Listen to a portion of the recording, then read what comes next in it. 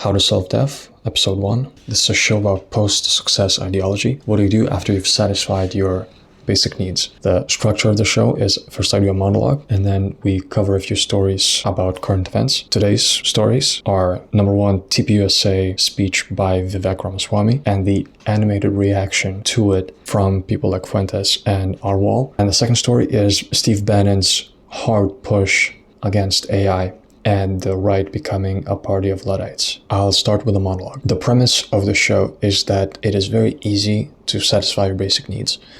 And once you do that, there's not much to do.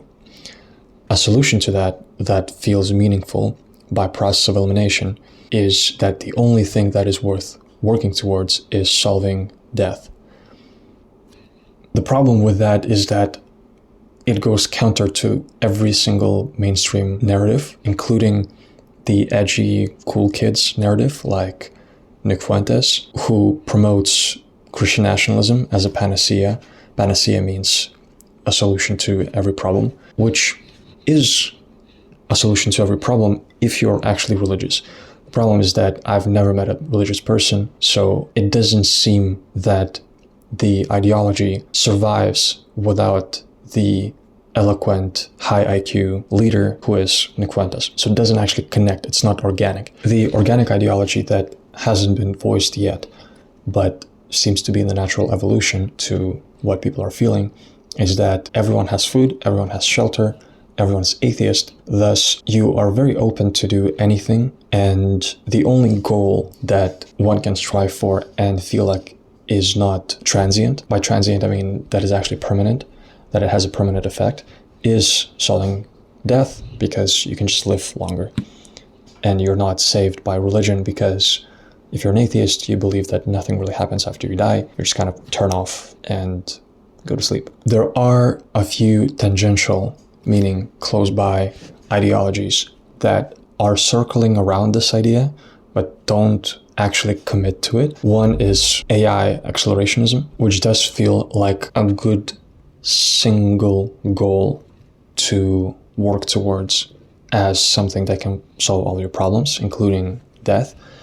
However, it feels a little bit passive because not everyone can actually contribute unless you're actually a software engineer and you're doing research. I do have a more inclusive solution to death, and I will voice it later in the video. But before that, I will finish with the tangential ideologies. The other ideology is Peter Thiel's ideology, which is you believe that the world is stagnant and you don't really do anything about it. You feel just cool for giving an accurate analysis, but it's very passive. Again, you're not really doing anything to contribute to the solution. And there's the Brian Johnson ideology, which again is very passive, which is don't die, which doesn't contribute to solving death. It's again just sort of waiting for someone else to do it for you. My solution to solving death is twofold.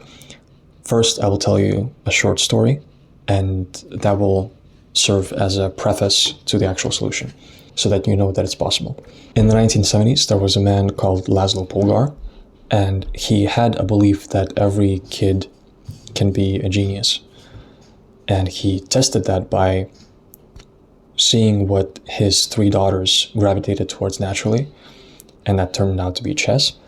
And he taught them chess for 10-15 years since they were very, very young. The result was that all 3 sisters became absolute grandmasters, and one of them, Judith Polgar, became the top female grandmaster for 25 years. So his experiment worked. I do not believe that every kid is intrinsically means naturally, a genius, but I do believe that you actually don't need to be a genius to contribute significantly. And that can come through simple early specialization, which leads to development of extreme competence and confidence of that person in their field, which is good. All 3 sisters turned out to be very, very happy, and they would do it again in a heartbeat. And it's a happy ending story. The only strange thing is that nobody has ever done that since. You see that certain cultures are way better at this. For example, Russia and China. They help their kids specialize in what they enjoy to a very great extent, because they understand that extreme competence in any field leads to extreme success, money-wise and confidence-wise. However, it usually has to do with sports, which doesn't really have any value, really. In Russia, it's ice skating or wrestling or chess. In China, it is instruments like piano and violin, sometimes math. But the math part is usually just to pass an exam to get in a good school, and less about associating math with self-expression, which is the goal. And that's pretty much it. The second part of the solution to how to solve death is to help your kids to specialize in anything that is at least tangentially contributing to solving death. It can be arts, it can be science. Most things can be tailored to contribute to this goal, because there's a very limited amount of things that kids actually gravitate towards. And if you don't have a chessboard in your house, they're not going to gravitate towards chess. So you can navigate it a little bit. There's more to it. Most people can be compartmentalized, means divided, into operators and revolutionaries, or peacetime CEOs, wartime CEOs. There's many ways to identify what a kid is drawn to or what range of activities they would like. But the solution is to dedicate your time to really help them specialize in their field from when they're very, very young, and not choose fields that 100% have no impact, like ice skating or playing chess. There is a third part, which is you can also do that at scale. And this is really, and this really comes down to a person's preference and their operational management capacity and competence, is like just how many kids you want to have. The idea of having more than 3 kids, more than 5 kids, more than 10 kids, it is being normalized, and it is being pushed as something cool by, for example, people like Tate, and he wants to have 20 kids. Great. And for him, it's more like a status thing, but that's good. Yeah, like normalizing that is good. It also has a side effect of solving the problem of population collapse, but that's just a positive externality. Externality means side effect. That's it. So now we're going to go through a couple stories. We'll see who we are working against and what kind of framings and narratives and ideologies we are up against, because this is not a popular idea. This seems like a natural evolution of what people are actually thinking, but it feels that it just needs a little push. And the answer of what it means to be a conservative, this is what it's up to us to answer. It is a fork in the road for the future of the conservative movement right now. What does it mean to be a conservative? It means we conserve those ideals that define our country. And now is a moment, a time for choosing in the future of our conservative movement, to determine with clarity who's actually on that team of conserving the ideals versus who actually is not. This is a very common way to explain away what conservatism is. Most people right now don't feel allegiance to any party. It's just whichever party overlaps the most with their values is the party that they join, because it's hype and it's fun. But there are certain things that we don't want to conserve because they go counter to how to solve death. So, for example, religion. Religion removes any pressure to do anything, because you can just live a chill life and then go to heaven. If you're an atheist, you can't really do that because you don't want your kids to die. If you believe that boys should compete with girls in girls' sports, I'm sorry, you're not on the team. You have no place in this movement. Nobody cares about that. If you believe, thank you. It's pretty obvious, but I'm going to say it anyway. If you believe in racial quotas in government hiring, you have no place in the conservative movement. Sorry, you're not on the team. You're free to believe it. It's a free country, but you have no place in the conservative movement. If you believe in normalizing hatred towards any ethnic group, toward whites, towards blacks, towards Hispanics, towards Jews, towards Indians, you have no place in the future of the conservative movement. Period. And I will not apologize for that. I will not hedge when I say it. If you believe, and you will forgive me for giving you an exact quote from our online commentator Nick Fuentes, if you believe that Hitler was pretty fucking cool, you have no place in the future of the conservative movement. You can debate foreign aid to Israel all you want. That's fine, that's fair, but you have no place with that level of hatred. You can debate the right resolution to the Russia-Ukraine war, but if you believe Joseph Stalin is someone to look up to, you have no place in the future of the conservative movement. Most people have no knowledge of history. Nobody has actually read 20th century history. It's not a literal phrase. It's like saying that white kids now are racist, but they all grew up on Kanye West and Drake, who are black. This has nothing to do with racism. It's people wanting to be contrarian and edgy, or people seeing immigrants come to their neighborhoods and introduce cultures that they don't like. It has nothing to do with skin color. If you call Usha Vance, the second lady of the United States of America, a Jeet, you have no place in the future of the conservative movement.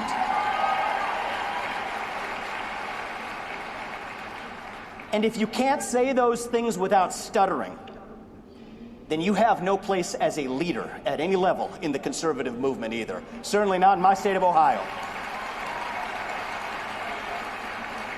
Now, does this mean those who have espoused these views or even said these things are bad people? Right? Because it's easy to come here and denounce the woke left. That part's super easy. Coming up here and denouncing a bunch of groypers, in the conservative movement, a little bit harder, but in the scheme of things, I could care less. Pretty easy for me. The hard part is asking the question of where we go from here. This is what our country actually requires. This is what true leadership demands. And we ask the question, are these bad people for saying these things? And I think the answer to that question, I think I'm going to tell you something that both Ben Shapiro and Tucker Carlson ought to be able to agree on. I think they will. Are these bad people? I think the answer to that question is no, because there's no such thing as an inherently bad person, actually.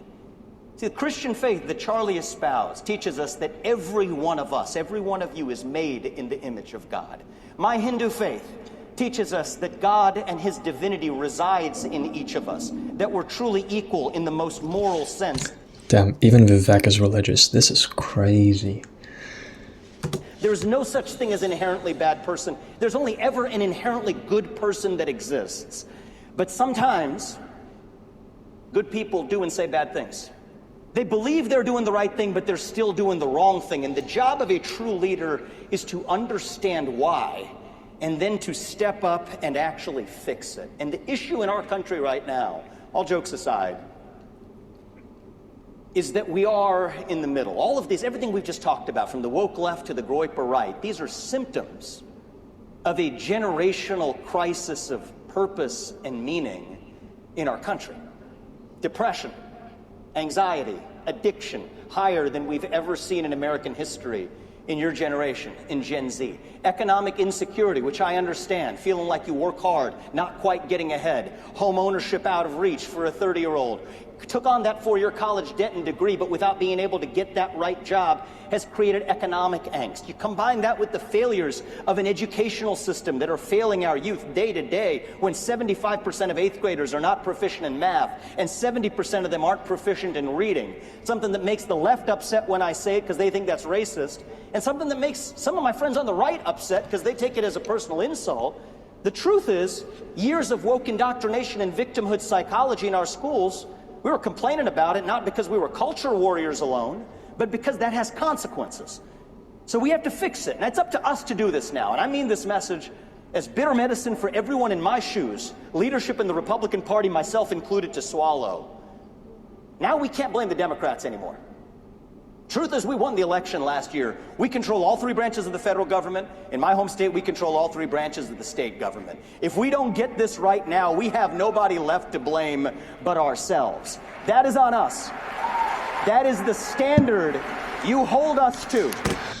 I feel like most people are chilling. Nobody's dying from not having money. And this whole thing about depression and anxiety and not having meaning. People have meaning. A lot of people just want to make money. That's their meaning. They want to self-express through showing that they make more money or that they are better than someone else. That gives people a lot of meaning. So meaning is always going to be there. The only thing that's missing is an exciting vision for the future. And that's what people like Nick Fuentes offer. Christian nationalism is hype. It's fun. It doesn't really connect without the leader. The idea here is as strong as its leader, which is bad, because that means that it's not organic, apart from the nationalism, which is organic. So people are chill. Don't worry about it. And if we fail, vote us the heck out of office. That is the fate we deserve. So that's on us now. No more just, cable news screaming about Schumer shutdowns or whatever it is, right? It bores me. It doesn't matter. It's up to us. We have a chance to lead with our own vision. Blaming the Democrats isn't enough. That's on us, but I also have an ask in closing of each of you here tonight, especially Gen Z, especially the next generation of young conservatives who I believe are actually going to save this country. Do not repeat the mistakes of the woke left. The number one mistake of the woke left, I will ask you, I will implore you not to repeat as young conservatives, is don't be a victim. The number one factor, thank you.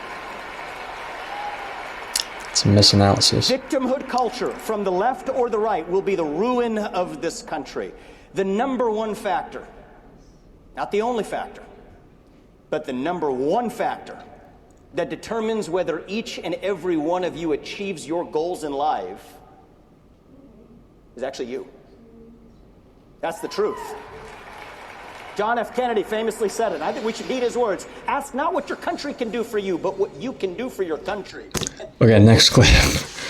He ends the speech in 30 seconds. The only tangential way that Vivek contributes to this whole thing is that he is pro high skill immigration, which is actually a very thin line that I feel should be walked on. You do want to preserve nationalism because you want to preserve ego, because that's the thing that makes people want to win. And if there is no enemy, then people relax. And if you diversify a country to such an extent that it doesn't feel like your country, then there can be no enemy. Then the enemy is within, and it's weird. So preserving nationalism is good, preserving culture is good. However, you do want people who can get $1 million per year job because they are an AI researcher who's going to work at OpenAI or XAI or DeepMind. So that's the main reason why Vivek is beneficial to the cause, but everything else is just sad because he's just not understanding what's happening, and not engaging with the Groypers is a mistake because that's literally your constituency in 10 years. Constituency means the people who vote for you, because he's 40. If he's going to keep being in politics for 20, 30 years, and all of these kids are going to grow up,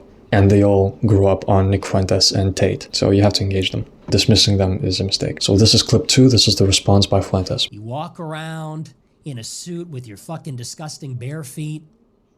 You walk around with your big stupid fucking head, receding hairline, pompous and arrogant, lecturing Americans on the founding because you read a couple of books about it. Like this is your home. This is not your home.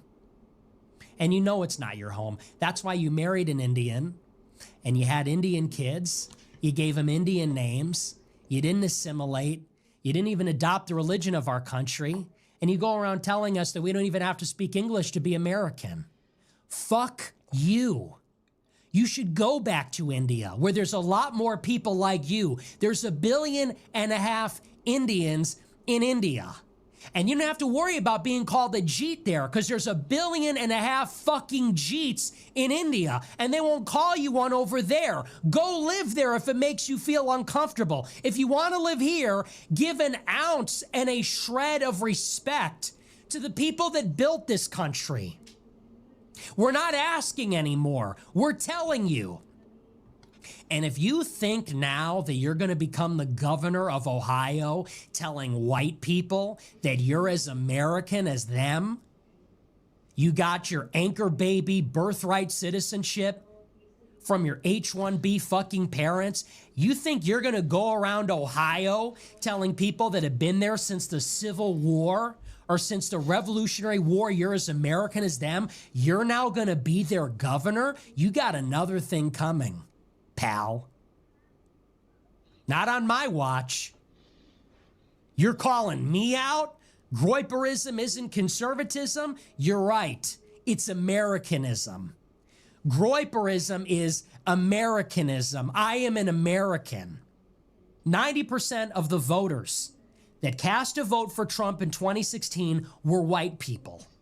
And all the Republican Party can do, really, since New Year's Eve last year, whether it's Sriram Krishnam or David Sachs or Elon Musk or Vivek Ramaswamy, is to remind those white people that they're not entitled to their own country, that their own country isn't their birthright, that their own country isn't theirs to give to their children. And they're doing it with Jews and Indians like this. Jews and Indians who are going to browbeat and lecture us about anti-Semitism and anti-Indian slurs. No one's going to call us Jeets and no one's going to call us Jews. We're just as American as anybody. This country's for everybody. Well, if it's for everybody, then let the Indians vote for you. If you're as American as us, let all the other Indians vote for you. No white people should be voting for Vivek Ramaswamy then. You cannot continue to insult our race. You cannot continue to insult Americans and then expect them to turn out and vote for you. Why? Because you're in favor of health savings accounts? Fuck you. Because you're in favor of the free market? Because you're in favor of what? An AI regulation moratorium? How did you even make your money? You move money around for billionaires? What did you ever invent? You compare yourself to Thomas Edison? You compare yourself to European inventors? The difference is that Europeans are geniuses who invented things. You invented nothing. You are a scammer. You made a fake drug that didn't work, you gassed the price up, and then you sold it. That's the difference between you and Vanderbilt, you and Rockefeller. So nationalism is good. It gives you ego, it makes you compete, but it can't be the telos in itself. It can be the goal in itself. Telos means goal. You want nationalism to lead to something. You want that to be the impetus. Impetus means the driving force to then do something. Nationalism is good, first of all, because it's real, it's organic, unlike religion and Christianity that Nick also promotes. So that's why there's a thin line between just accepting everyone who has talent and preserving a sense of a unit that is competing against another unit, which is the point of nationalism. So next I'm going to play a clip to show the sensitivity that something like what Vivek says invokes about preserving nationality, about preserving white identity. This is Arwal, who is a person who is building white-only communities in America. And it's good to understand the extreme of nationalism and what people feel on that extreme. We shared the same universities in the Middle Ages. We shared the same church until shortly before the colonial period. We shared religions. We shared ideas. We shared technologies and customs and fashions and music. There was something to that European white identity. And our founding fathers actually did embrace it. And my ancestors came here under that pretense that this is the nature of this, newfound nation. I wanted to be, or my ancestors wanted to be part of this people that was coming into being. Now, when Vivek says that anyone who comes here is just as American as me, even though I have generations of my ancestors buried in the ground here, and those people can also continue celebrating and maintaining their previous identity, do you see the issue?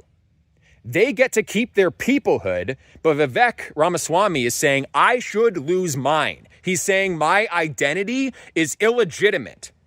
Take that back to India. Vivek, you don't belong here. You are not an A little emotional. It shows you the extreme emotion that it evokes. So it does hit a nerve, and it is important to a lot of people. And it is organic, so you have to address that. You can't just dismiss that because people are not going to be happy. Like, you have to work with that. I belong to this nation. You have a nationality. You're still Indian. You still get to celebrate your Hindu heritage. I have nothing else but this. That's it. This is a good deep dive into the root of what is animating the nationalist movement in America. And if you understand this, then you can work with this.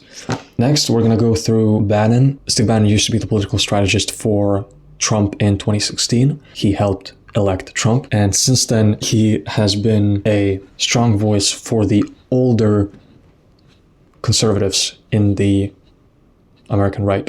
This is the second story, and it's about Bannon pushing against AI and pushing to slow down AI through regulation, specifically at a state level. So there's federal regulation, which is one law for every single state, and there's state regulation, where each state decides what an AI company can do in their states. And if there's 50 different state regulations, it complicates everything for AI companies and it slows them down. Joe Allen, give me a minute on your thoughts about the president. You've heard it all today. And then I want to know, you're playing to packed houses everywhere where people can get you this weekend. First, the president. Well, Steve, I think that the astonishment that President Trump showed should be resonating across the audience. The scale of this is so mind-boggling. Just in that room alone, hundreds of billions of dollars going into building out data centers. These data centers going out all over the country, all over the world, are going to be used to train new, more advanced models, and just as importantly, to run the models that are trained and deploy them across every sector of society. Republicans are going to have to get ahead of this because the left have their talking points about billionaires and about wealth disparity. They're going to seize on this. If Republicans throw us under the bus and basically hand our future over to the Jensen Huangs and the Elon Musks and the Sam Altmans of the world, they're going to get wrecked. There's another clip. He's getting the NVIDIA pitch. He's getting the David Sachs pitch. Remember, Sachs comes up, if you do have the station of woke, dude, don't treat the War Room Posse and don't treat MAGA like they're morons. I know you're not MAGA, but don't treat them like morons. These are very sophisticated people. People in this audience have been following transhumanism and artificial intelligence for 4 years. Why we hired Joe Allen 4 years ago. Why did we do that? He was writing over at the Federalist, the great Sean Davis's paper, his website.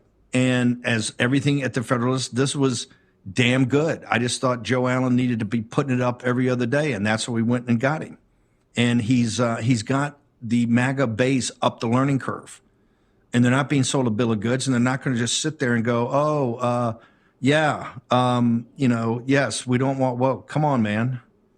And for people sitting there going, these guys are really helping the Chinese Communist Party, it's the exact opposite. Number one, stop your competitors. We shouldn't train them. We shouldn't educate them. We shouldn't finance them. We shouldn't provide logistics. We should do nothing.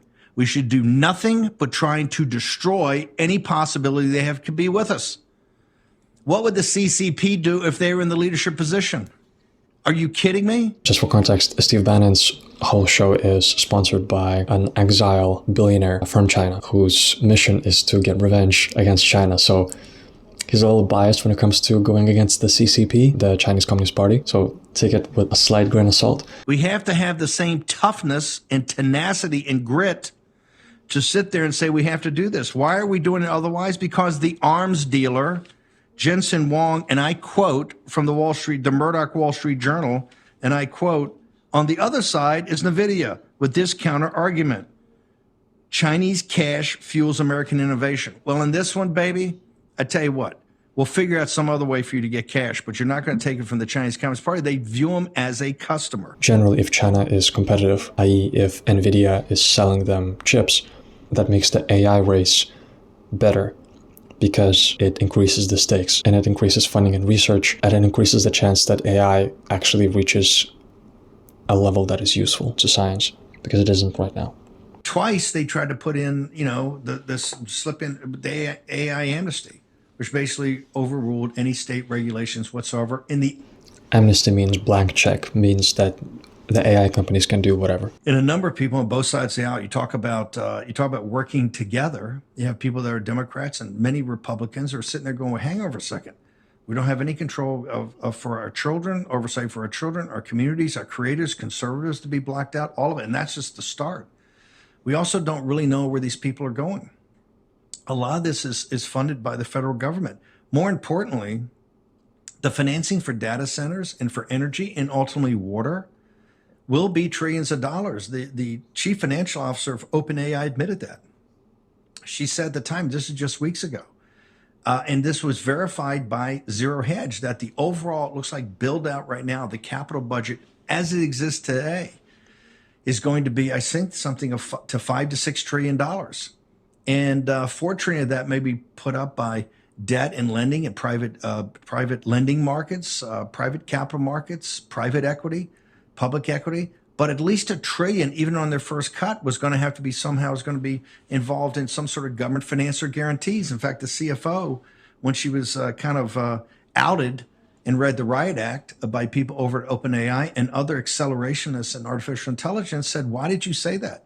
Why'd you say the quiet part loud? She said it was at least $1 trillion. 48 hours later, I went to a briefing for some of the smartest people in the world on this very topic. And I was told point blank, Steve, we really think, as we calculate, we think the number is closer to $9 or $10 trillion for the build out of this. And that would mean, and I said, well, gosh, that would mean that you would actually have more involvement by equity and debt capital markets. Said, no. That other 4 or 5 trillion is probably going to have to come with some sort of government guarantees. So you've got an active big part of this. The whole EO I signed the other day on the national labs and the weapons labs. We have no earthly idea about what the costs associated with that and who's going to pay that. Should it just be the taxpayers? We're going to have to get to a very tough conversation. It's going to be tough about the equity ownership of those companies and who actually owns the equity or who owns all the equity.